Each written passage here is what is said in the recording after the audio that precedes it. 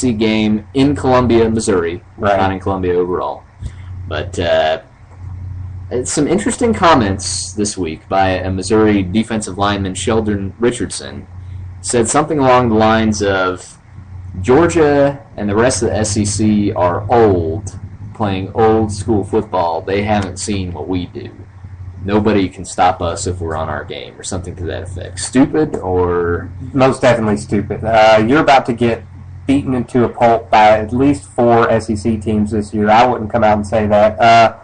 Also, if you say we haven't seen this new style of offense, I think Auburn beat Oregon in the national championship game. They run about as new a style offense as you can get. That's true. The SEC always goes up against these big offenses, and it always goes for the defense's way. The talent, not necessarily on defense, but just in the defensive coordinator position, is pretty deep in the SEC, and they know how to scheme against these offenses. And a lot of the offenses rely on mistakes being made, and the SEC defenses, for the most part, do not make them. So adding a little fuel to the fire that is Missouri's first SEC game there. I don't know, though. I think this one's going to be a pretty close one. Half of Georgia's team is still suspended. Most of their secondary, Bakari Rambo, a couple other guys. Sanders Cummings, I think, is still out. Yeah. Another guy who plays both ways, Malcolm Mitchell, he's questionable. Alec Ogletree, one of the linebackers, I believe he's still suspended. So Georgia has a pretty elite defense if all those guys are on the field, but maybe not so much otherwise. And when you look at the weapons that Missouri has on offense, it might be a little bit of an interesting game there. It could be. I still think, brand new, haven't seen this kind of defense still. I still think Georgia's got the upper hand. So you're gonna take Georgia? I'm taking Georgia. Right. 28-13. I'm gonna go with Missouri in this one. I think. Okay. Maybe this is sounding like a good call, bad call coming up. This may be one to mark down here. I got a feeling that James Franklin, Missouri version, is going to turn some heads in this game. Maybe even see heralded recruit Dorial Green Beckham making some progress against that limited Georgia secondary. And I watched a little bit of the Georgia game this past week, and it looked like one of their running backs, Gurley, had some success, but that's against Buffalo, and I'm just not sure. I'm not sure that Georgia has a running back answer yet. Are you sold on the Missouri defense? I'm not sold on the Missouri defense, no, but I mean, we know Aaron Murray's going to make some throws, get some points, but I'm just still concerned about that Georgia rushing game. That's the big question. I agree. I just still think that the Georgia number 2s on defense are better than the Missouri number 1s. Maybe but we'll see soon enough. It's a gut feel. I feel like I'm giving an inherent advantage to these first-time SEC home games for some reason. I don't know why. Take my opinion for what it's worth. I mean, I did pick Navy. You did. So, it's a lot of this picking of games has to come from deep within you. Somewhere down in your loinal region. You kind of feel it, and then that's where you go. So that's how I pick my games. Absolutely. Maybe we should move on to the next game here before things get uncomfortable. When we mention loinal, it's time to move on. Florida and Texas A&M, another one of these first-time ever College Station SEC matchups. Texas A&M's first game against, Louisiana Tech. Yes. Postponed last week because of the tropical storm Hurricane Isaac. So the first game they got this year comes against the Florida team that is admittedly struggling a little bit after playing Bowling Green pretty close. They played Bowling Green close, but I think more than anything, they've resolved their quarterback issue. You think so? I think Driscoll's in for good until he gets hurt, which he inevitably will. Is that just because Brissett is so bad, or? I think they really had Driscoll in at the beginning of the season, and they just gave Brissett a chance last time, and I think he's had it forever. You can tell because he only got a couple of snaps in the game. Also, I think the offense moves a little more fluidly when he's in. I think it'll just be good to know which quarterback they're going to have. This is a tough game to pick for me because I haven't seen Texas A&M at all yet. They didn't play last week, so it's very difficult to know.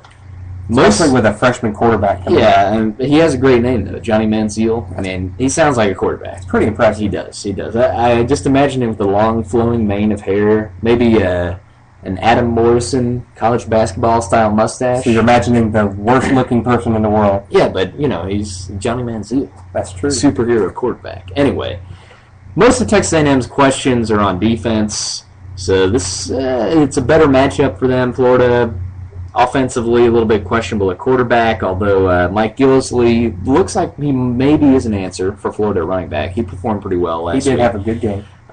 Texas A&M has a pretty experienced offensive line. They have running back Christine Michael. I feel like the pieces are there for them to win this game. They've got potential. I think the Florida defense again is going to be some problems, create some problems for Texas A&M. Very athletic in the secondary. I think they've got some big playmakers back there, so it'll be a good test to see Texas A&M's high-powered offense with the head coach and the new coordinator they've got coming in against the Florida athletic secondary. Well, you know what I'm going to do, David? I think I am really hopping on the new SEC team bandwagon here because I'm going to take Texas A&M in this game. Back to back? That's pretty impressive. I'm probably going to regret this because, you should always go with experience over youth and beauty, but, whatever. So, high-scoring or low-scoring game? Mid-scoring? Maybe like 35 to 21. Maybe not even that much. I'm going to say 35 to 21. Okay. That's what I'm going to go with. I think Texas A&M, in order to win, has to score more than 21 points. If it's lower than that, Florida's definitely going to I agree. I think Florida wins this game. I think they win in a lower-scoring game, 24-14. I think they really cause a lot of problems on that new Texas A&M offense. That's a lot to process, and the first defense you want to see is not an SEC defense. But real quick, playing 8 degrees of bacon, Texas A&M's old coach, or Texas A&M's coach. Yes, Kevin Sumlin. Who came from Houston. Right. Did you see Houston in their game this week? Yes, they lost to Texas State. And you know who was coaching? That would be one Dennis Franchione. Who used to coach at? Texas A&M. It just all came back around. Isn't that amazing? It is funny how the coaching carousel turns. We'll talk a little bit more about Texas State here later in the show. They have another interesting matchup this week. This may be the only time that you ever see Texas State in the Big Ten, so take advantage of that. We'll definitely get to them here in a little bit, but I feel like we're kind of creating a divide here. David, you as an SEC traditionalist, That's me true. as perhaps an SEC progressive. I have faith in the defense. We will see whose style of thought here is correct. I think you're just getting mesmerized by the flashy offenses. I think I really think I'm just putting too much stock into this first-time home field advantage. Okay. Maybe that's it. And hey, there's a lot of emotion that goes on with that. I've heard a lot about Kyle Field, especially, maybe not so much about Faroe Field there in Missouri, but I don't know. We'll see. We'll see what happens with that one. Another game that probably won't be as close, but is still better than your average SEC out-of-conference game. LSU hosting Washington. Steve Sarkisian and UW, minus Jake Locker now for a couple of years. They've kind of slid back, but any chance Washington can pull the big upset here? I really think there is. LSU looked pretty pedestrian against North Texas. I don't think they were showing a whole lot. It's hard to get up for a game like that, but I think there's a chance for Washington. I don't think it's a big chance. I still think LSU walks away with a pretty easy victory, but if Washington has the perfect game and has a couple balls roll their way, they could really get momentum and shock LSU. Yeah, the thing with Washington is they got a lot of questions on offense. Offensive line, not good, which is not a good thing to have against possibly the best defensive line in the country that LSU has. Quarterback is really their only strength, if you want to call it that. Keith Price, pretty decent quarterback, and Steve Sarkisian, their head coach, is known as a guy who can develop quarterbacks. So they've got that going for them. On defense, secondary is okay, but the rest of the defense not that great. I have a feeling that LSU can kind of skirt by again without having to expect too much from Zach Mettenberger in this game. Just use their 5 to 10 running backs and run all over Washington. And I think this one will probably be over by mid-second quarter. Probably. I've got LSU winning pretty handily. I'll take LSU somewhat largely in that one as well. Next game we got up here might not have been as interesting. Well, it probably still would have been because Ole Miss is terrible. But UTEP took Oklahoma kind of down to the wire last week. UTEP traveling to Ole Miss this week. I don't know where the odds makers have this one, but if it were me, I would have this one a straight up pick 'em. It's a 7.5 points, so yeah, they that's like way Ole too Miss. generous because to me, this one, it could go either way. It could, and I'm just going to pick Ole Miss because they're in the SEC, but Ole Miss is awful. I think the UTEP game showed more of Oklahoma not being maybe up to par in the rankings.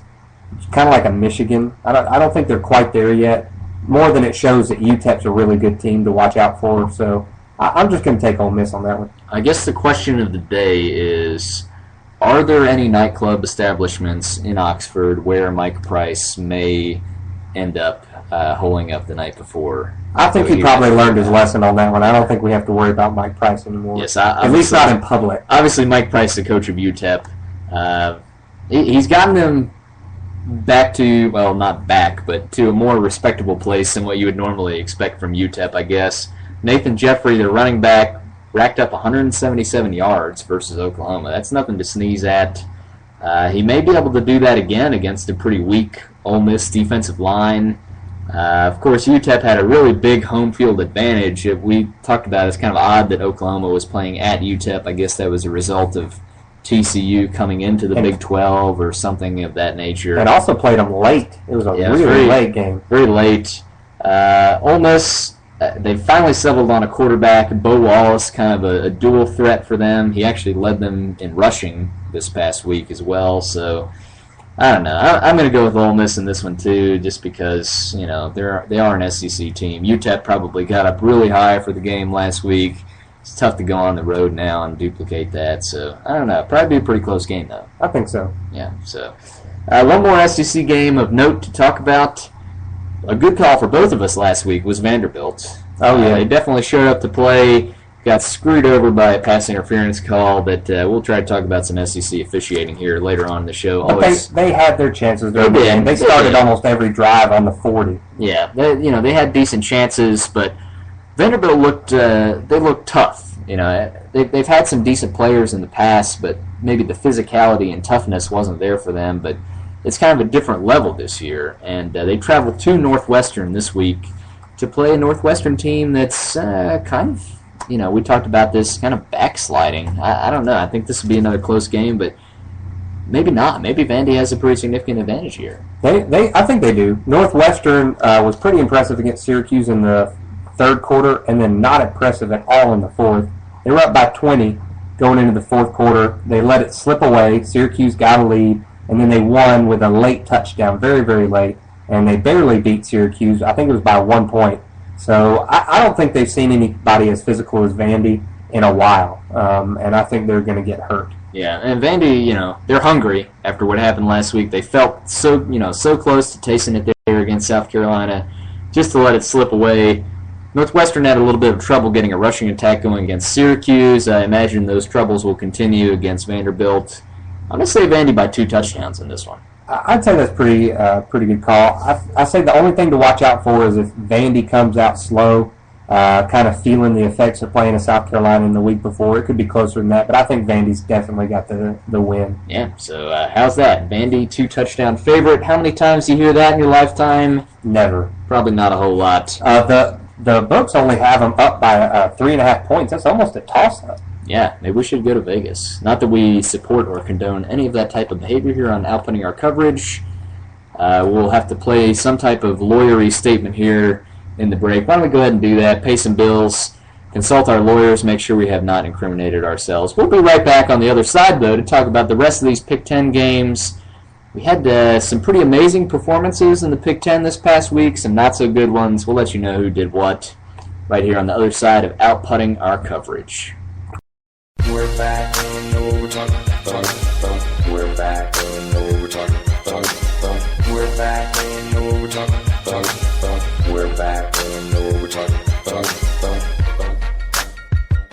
We're back, here we go. No more commercials. Here we go. Always talking stuff. We're back, don't know what we're talking about, but we're back. Time for the show, All right, it is that time for the show once again. Here on Outputting Our Coverage.